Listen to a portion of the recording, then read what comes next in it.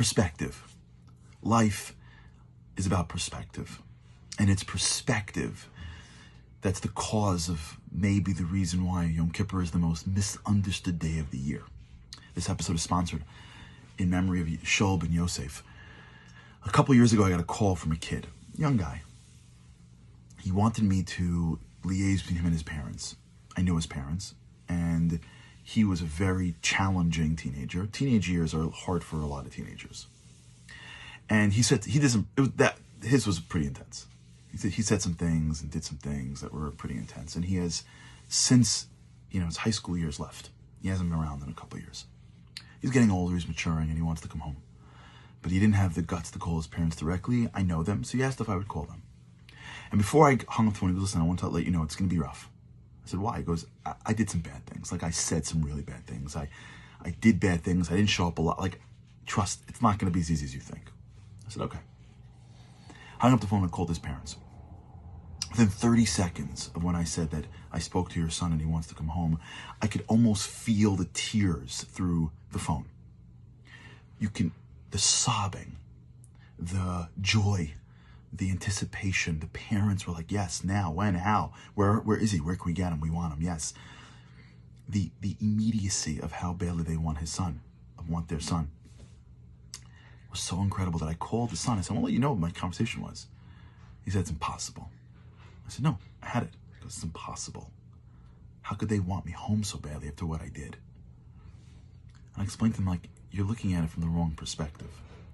You see, a child sees himself vis-a-vis his parents as how he does.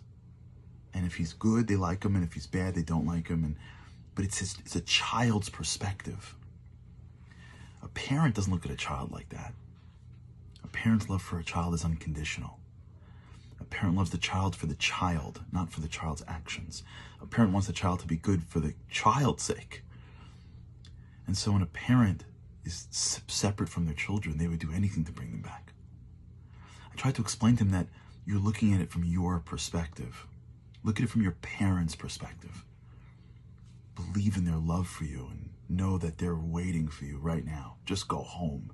No big commotion. Just go home. We walk into Yom Kippur, and Yom Kippur is a tough day for people. We have this imagery of an invisible God in the sky looking down and being so disappointed in us. And throughout the year we can duck, but you can't duck on Yom Kippur.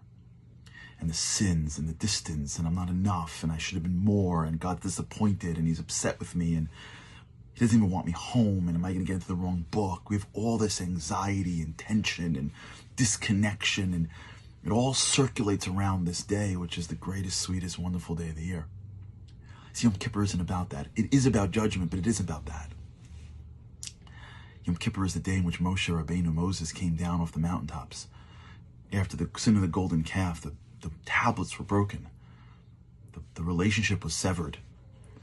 But on Yom Kippur, Moshe came down again and reconnected the Jews to Hashem.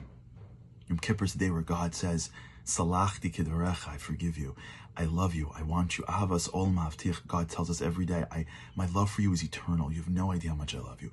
We have no clue how much God loves us.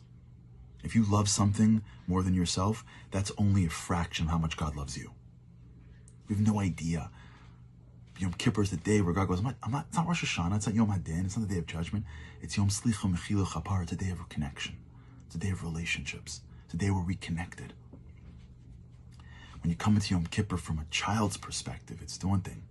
When you come into Yom Kippur and you try to put on God's perspective, the parent, what you realize is that he loves you more than you think, and he wants you more than you can ever imagine.